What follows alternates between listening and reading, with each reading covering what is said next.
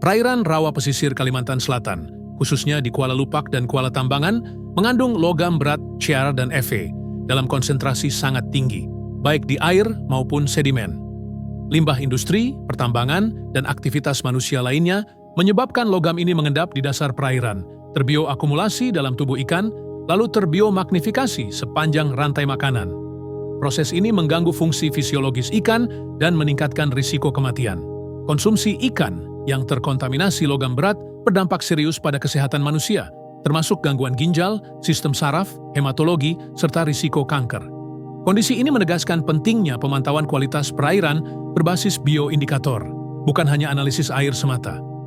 Penelitian ini bertujuan mengukur kualitas air dan sedimen serta kandungan logam berat, V, Zn, Cu, Cd, Pb, Cr, Hj di perairan rawa pesisir Kalimantan Selatan, khususnya di Kuala Lupak dan Kuala Tambangan. Analisis difokuskan pada bioakumulasi logam di organ hati, ginjal, dan insang dari beberapa spesies ikan estuari, Mugil cephalus, Arius sagor, Plotosus lineatus. Studi ini juga mengkaji perubahan histopatologi organ, menghitung indeks perubahan histopatologi, OHI, dan indeks kesehatan ikan, FHI, serta menilai implikasi ekologis dan risiko kesehatan manusia.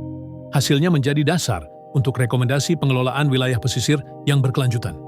Penelitian ini menerapkan pendekatan integratif multi-indikator dengan menggabungkan data kualitas air sedimen, konsentrasi logam dalam organ ikan, nilai BAF yang sangat tinggi, 10⁴ sampai 10⁸ liter per kilogram, serta indeks histopatologi, OHI, FHI, untuk menggambarkan kesehatan ikan secara menyeluruh. Studi difokuskan pada rawa pesisir Kalimantan Selatan, wilayah yang selama ini minim dokumentasi dalam konteks bioakumulasi dan histopatologi ikan sebagai bioindikator lokal. Penelitian ini juga menunjukkan hubungan positif antara peningkatan bioakumulasi logam dan penurunan kesehatan ikan, memperkuat bukti kausalitas antara paparan logam dan kerusakan organ. Temuan ini menjadi pijakan penting bagi pengembangan sistem biomonitoring non-destruktif berbasis biomarker di masa mendatang. Analisis kualitas air dan sedimen menunjukkan bahwa logam berat yang paling dominan di perairan rawa pesisir Kalimantan Selatan adalah kromium. Cr diikuti oleh besi, Fe, seng, Zn, tembaga, aden Cu, timbal, Pb, merkuri, Hj, dan kadmium, Cd. Konsentrasi Cr dan Fe tergolong sangat tinggi, mengindikasikan tingkat pencemaran yang serius. Pada sedimen, kandungan logam berat yang menonjol adalah besi dan timbal, khususnya di Kuala Lupak dan Kuala Tambangan. Tingginya kadar timbal di sedimen Kuala Lupak bahkan melebihi ambang batas yang ditetapkan oleh ISQG Kanada, menandakan adanya beban pencemaran yang signifikan dan perlu mendapatkan perhatian khusus. Bioakumulasi logam berat pada ikan juga terdeteksi dengan jelas. Spesies yang dianalisis meliputi Mugil cephalus, Arius sagor, dan Plotosus lineatus yang menunjukkan akumulasi logam besi, seng, tembaga, kadmium, timbal, dan kromium di organ hati, ginjal, dan insang. Sebagian besar konsentrasi logam tersebut melampaui ambang batas aman menurut standar WHO, FAO, dan SNI, BPOM.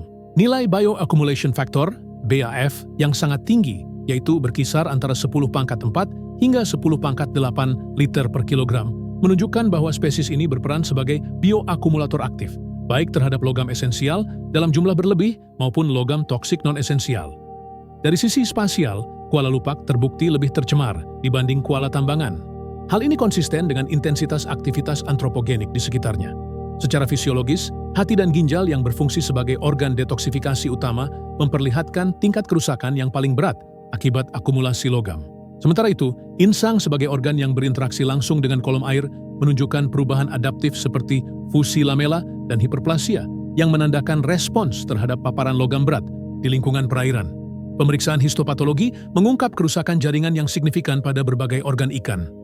Lesi yang ditemukan mencakup nekrosis hepatosit, hemoragi, dan MMC multifokal pada hati, nekrosis tubulus, hemoragi, serta kista parasit pada ginjal, dan hiperplasia, fusi lamela, serta dugaan infeksi parasit monogenea pada insang.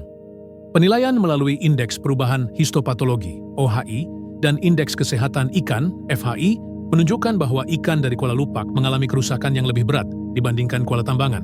Terdapat hubungan positif antara tingginya nilai BAF dan menurunnya nilai FHI, yang menegaskan bahwa semakin tinggi akumulasi logam dalam tubuh ikan, semakin buruk kondisi kesehatannya.